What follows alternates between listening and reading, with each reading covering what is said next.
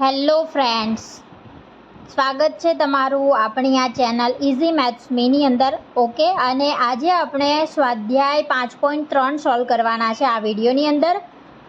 Okay, સ્વાધ્યાયની સાથે સાથે જેટલા પણ સ્વાધ્યાયના દાખલાઓ છે એ કેવી રીતે ગણવાના છે એની થિયરી પણ હું શીખવવાની છું.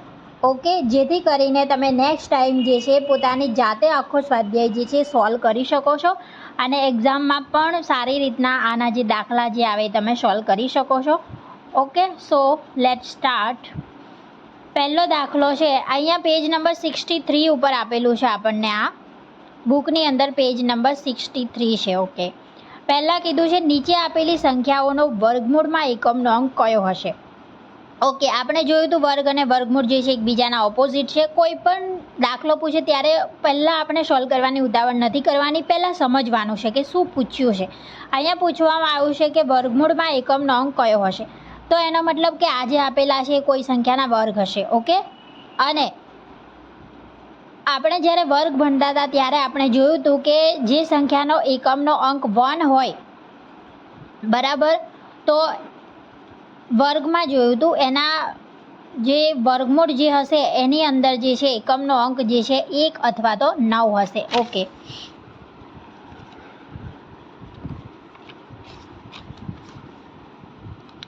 તો પહેલો જે છે એની અંદર એકમનો અંક જોવાનો છે આપણે. આવો જ્યારે પણ દાખલો પૂછાય ત્યારે એકમનો અંક 1 છે, તો આનો જે વર્ગમૂળ છે એનો એકમનો અંક 1 હોઈ શકે અથવા તો કેટલો હોઈ શકે, 9 હોઈ શકે. અહીંયા 6 છે તો શું હોઈ શકે છે, અહીંયા એકમનો અંક 4 અથવા તો 6 હોઈ શકે. આ જે છે આન્સર છે. ઓકે, આ આન્સર છે આનો. ઓકે, અહીંયા આનો આન્સર શું થશે, એકમનો અંક 1 હશે તો ફરીથી 1 અથવા તો 9 હશે. અહીંયા એકમનો અંક 5 હોય ત્યારે આન્સર જે છે હંમેશા કેટલો આવશે, 5 જ આવશે. ઓકે, આનું વર્ગમૂળ કરીશું તો એકમનો અંક 5 જ આવશે. અહીંયા 1 છે તો 1 9 આવશે, 6 છે તો 4 6 આવશે અને 1 છે તો 1 9 આવશે. આના જો અહીંયા ના ખબર પડતી હોય તો તમે આગળ મેં જે થિયરી ભણાવી હતી એના ઉપર જઈને આને જોઈ શકો છો. ઓકે, કોઈ પણ પ્રકારની ગણતરી કર્યા વિના જણાવો કે નીચેના પૈકી કઈ સંખ્યા પૂર્ણ વર્ગ નથી. હવે પૂર્ણ વર્ગ સંખ્યા હોવા માટે એકમના અંકમાં શું હોવું જોઈએ, પૂર્ણ વર્ગ સંખ્યા હોવા માટે એકમના અંકમાં શું હોવું જોઈએ, 0 હોય, 1 હોય, ઓકે, પછી 4 હોય, 5 હોય, 6 હોય કાં તો 9 હોય. આટલી સંખ્યાઓ એકમના અંકમાં હોય તો એ પૂર્ણ વર્ગ છે. અહીંયા જોઈએ આ પૂર્ણ વર્ગ સંખ્યા છે, અહીંયા એકમનો અંક 3 છે તો એ પૂર્ણ વર્ગ સંખ્યા નથી. 3, 2, 3, 7 અને 8 હોઈ શકે નહીં, હોઈ શકે નહીં. ઓકે, અહીંયા 3 છે તો પહેલી જે છે એ પૂર્ણ વર્ગ નથી. પહેલી સંખ્યા જે છે એ પૂર્ણ વર્ગ નથી. ઓકે, ત્યારબાદ બીજી પણ નથી કેમ કે 7 છે, ત્રીજી પણ નથી. ઓકે, તો આ પહેલી, બીજી અને ત્રીજી સંખ્યાઓ જે છે પૂર્ણ વર્ગ સંખ્યાઓ નથી. આનો આન્સર છે. ઓકે, આ ફક્ત હું સમજાવવા માટે લખી રહી છું. આન્સર ફક્ત આટલો જ છે કે 1, 2 અને 3 જે છે પૂર્ણ વર્ગ નથી. ઓકે,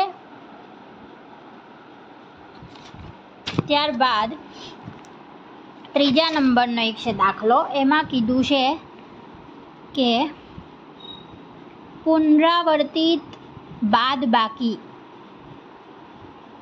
ની મદદથી 100 અને 169 નું વર્ગમૂળ શોધો. અહીંયા હું ફક્ત 100નું શોધીને બતાવું છું અને 169 જે છે તમારે હોમવર્કમાં કરવાનું છે, જેથી કરીને તમે પણ પ્રેક્ટિસ કરો અને દાખલો કેવી રીતે સોલ્વ થઈ રહ્યો છે એ તમને પણ ખબર પડે. ઓકે, સો પહેલાં તો સમજીએ કે પુનરાવર્તિત બાદબાકી એટલે શું. બાદબાકી મેં અહીંયા આ થિયરી પહેલાં હું તમને સમજાવી રહી છું, પછી દાખલો સોલ્વ કરવાનો ટ્રાય કરીએ, જેથી કરીને આવા કોઈ પણ દાખલા હોય તો આપણે ઇઝીલી સોલ્વ કરી શકીએ. ઓકે, એકવાર કોન્સેપ્ટ ક્લિયર હોય તો આપણે આવા હજારો દાખલાઓ જે હોય છે એ સોલ્વ કરી શકતા હોય છે. પુનરાવર્તિત બાદબાકીની વ્યાખ્યા લખીએ. પ્રથમ n એકી પ્રાકૃતિક સંખ્યાઓનો સરવાળો કેટલો મળે છે? n² મળે. આ એક આપણે આગળ સૂત્ર જોયું હતું કે પ્રથમ n એકી પ્રાકૃતિક સંખ્યાઓનો સરવાળો હંમેશા n² મળે છે. આપણને કીધું પણ હતું કે પ્રથમ આટલી સંખ્યાઓનો સરવાળો શોધો, તો આપણે n² કરીને સરવાળો કર્યા વગર જ એનો જવાબ લાવતા હતા. ઓકે, તો એવી જ રીતે પુનરાવર્તિત બાદબાકી એટલે શું કે પ્રથમ એકી સંખ્યાઓ છે એ ક્રમ સ્ટેપ બાય સ્ટેપ આપણે બાદ કરતા જઈશું. પહેલાં હું 100 માટે લઉં છું, 100 માટે લઈએ. ઓકે, √100 માટે, કેમ કે આનું આપણે શું શોધવાનું છે? વર્ગમૂળ શોધવાનું છે. એટલે અહીંયા સ્ક્વેર રૂટ જે છે એની અંદર આપણને જોવા મળશે 100. ઓકે, પહેલાં હું 100ની અંદરથી બાદ કરીશ 1. આ મારું પહેલું પગલું છે. ઓકે, તો 99 મળશે. બીજું પગલું છે 99માંથી 3 બાદ કરીશ તો 96 મળશે. ત્રીજું પગલું છે હવે જે પણ સંખ્યા આવે એમાંથી જ બાદ કરવાનું. 96 જે છે એની અંદરથી હું બાદ કરીશ 1, 3 પછી 5, બરાબર? તો 90 કેટલા મળશે? અહીંયા 91 મળશે. ઓકે, ત્યારબાદ ચોથું પગલું લઈએ.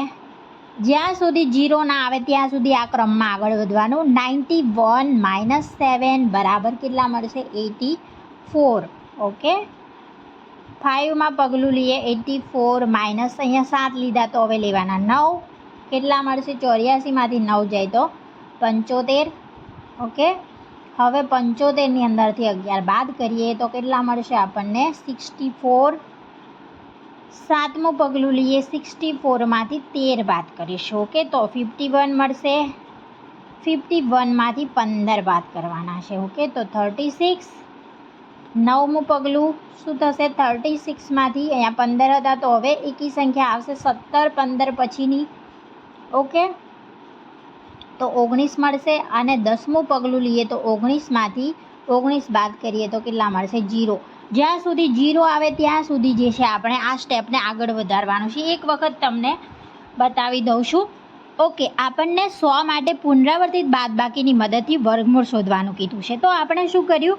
પ્રથમ એકી સંખ્યાઓ લેતા ગયા. પહેલાં મેં 100માંથી પહેલી એકી સંખ્યા 3 છે, પછી 1 છે, પછી 3, 5, 7, 9, 11, 13, 15, 17 આ બધી જ એકી સંખ્યાઓ છે ક્રમમાં.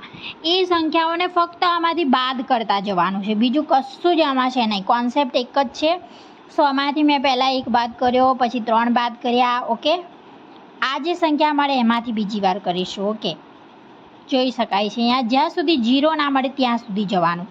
ઓકે, હવે 0 મળી ગયું એનો મતલબ કે 10મા પગલે 0 મળે છે. અહીં 10મા પગલે 0 મળે છે માટે શું થશે? √100 બરાબર 10 થશે. તો જોઈ લીધું અહીંયા આપણે પુનરાવર્તિત બાદબાકીની મદદથી 100નું જે છે વર્ગમૂળ શોધ્યું છે. એવી જ રીતે તમારે એક શોધવાનું છે હોમવર્કની અંદર 169 માટે. ઓકે, આનો બિલકુલથી ટ્રાય કરો અને 1 વાર નહીં, 2 વાર નહીં, 10 વાર ટ્રાય કરો અને આ દાખલો સોલ્વ કરવાનો પ્રયત્ન કરો. અને કોઈ પણ પ્રકારનો પ્રોબ્લેમ હોય તો તમે મને કમેન્ટની અંદર જણાવી શકો છો. હું નેક્સ્ટ વિડીયોની અંદર જરૂરથી તમારો ડાઉટ જે છે ક્લિયર કરીશ મિત્રો. ઓકે, તો સ્વાધ્યાય 5.3ની અંદર આજે આપણે આટલું જ રાખીએ છીએ, કેમ કે બધી જ વસ્તુઓ ભેગી નથી કરવાની. આપણે રોજ થોડું થોડું કરીશું. ઓકે, એક જ વખતની અંદર હું તમને સ્વાધ્યાય 5.3 જે છે સોલ્વ કરાવી નહીં શકું, કેમ કે દરેક વસ્તુઓ પછી ભેગી થઈ જશે અને એક પણ વસ્તુ જે છે પછી એમાંથી આપણને ખબર નહીં પડે. ઓકે, સો આજે ફક્ત આટલું જ રાખીએ છીએ. તમારે હોમવર્કની અંદર 169 માટે પુનરાવર્તિત બાદબાકીની મદદથી દાખલો સોલ્વ કરવાનો ટ્રાય કરવાનો છે અને જવાબ લાવવાનો છે. ઓકે, આગળનો જે પણ 5.3 વધ્યો છે એ આપણે નેક્સ્ટ વિડીયોની અંદર લઈને આવીશું. તો હું તમને આખું પેજ બતાવવાનો ટ્રાય કરી રહી છું. સ્વાધ્યાય 5.3નો દાખલા નંબર 1 અને એક વખત હું તમને બિલકુલ ફરીથી સમજાવવાનો પણ ટ્રાય કરું છું. ઓકે, નીચે આપેલી સંખ્યાઓનો વર્ગમૂળમાં એકમનો અંક કયો હશે? તો કોઈ પણ સંખ્યાનો એકમનો અંક 1 હોય તો એના વર્ગમૂળનો એકમનો અંક 1 અથવા તો 9 હોઈ શકે. આ સત્ય છે, ફેક્ટ વસ્તુ છે. તમારે યાદ રાખવી હોય તો પણ રાખી શકો છો. એકમનો અંક 6 છે તો 4 અથવા 6 મળશે. 1 હશે તો હંમેશા 1 અથવા તો 9 મળશે. અને 5 હશે તો આપણને 5 મળશે. કોઈ પણ પ્રકારની ગણતરી કર્યા વિના જણાવો કે નીચેની સંખ્યાઓમાં પૂર્ણવર્ગ નથી. પૂર્ણવર્ગ સંખ્યા 2, 3, 7 ને 8 નંબર હોય ને એકમનાંકમાં તો એ સંખ્યા પૂર્ણવર્ગ ક્યારેય બની શકે નહીં. ઓકે, તો અહીંયા 3 છે, 7 છે, 8 છે, આ ત્રણેય સંખ્યાઓ જે છે તે પૂર્ણવર્ગ સંખ્યાઓ નથી. તો આનો જવાબ જે છે 1, 2 અને 3. ચેક કરવા માટે બુકનું લાસ્ટ પેજ જે છે આન્સરવાળું એ તમે જોઈ શકો છો. ઓકે, પુનરાવર્તિત બાદબાકીની મદદથી 100 વિશે આપણે જે છે એ વર્ગમૂળ શોધ્યું અને 169 માટે જે છે તમારે હોમવર્ક કરવાનું છે. ઓકે મિત્રો, તો આ મારી મેથડ જે છે તમને પસંદ આવતી હોય અને કંઈક શીખવા મળતું હોય મિત્રો, તો તમે મારી આ જે ચેનલ છે એને સબસ્ક્રાઈબ કરો, જેથી કરીને દરેક નવો વિડીયો આવે તો તમને પહેલાં એની નોટિફિકેશન મળી જાય અને તમે જે છે એ સરસ રીતે એને જોઈ શકો છો. ઓકે, અને વિડીયોને લાઇક શેર કરો તમારા ફ્રેન્ડ સુધી. Okay, thank you so much for watching this video.